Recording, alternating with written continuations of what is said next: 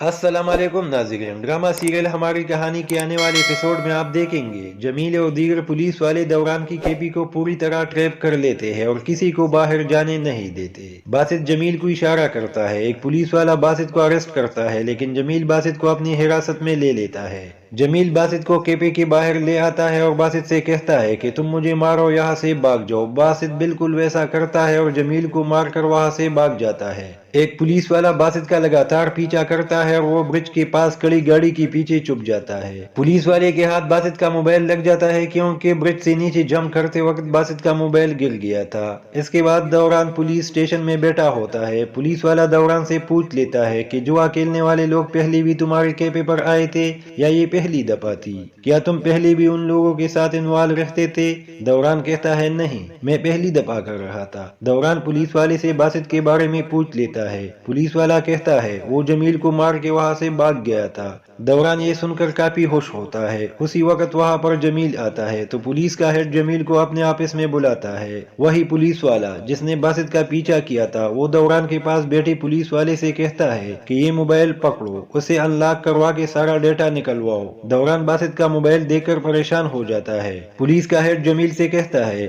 کہ تم نے اس شخص کو کیوں بھگایا؟ جمیل کہتا ہے اس شخص نے مجھے مارا، آپ کو کوئی غلط فہمی ہوئی ہے، میں ایسا کیوں کروں گا؟ پولیس کا ہیڈ کہتا ہے اگر اس شخص کو بھگانے میں تمہارا ہاتھ ہوا تو تمہاری نوکری خطرے میں پڑ سکتی ہے۔ اس کے بعد فضا سوئی ہوتی ہے اور وہ باسط کا نام لے کر اٹھ جاتی ہے۔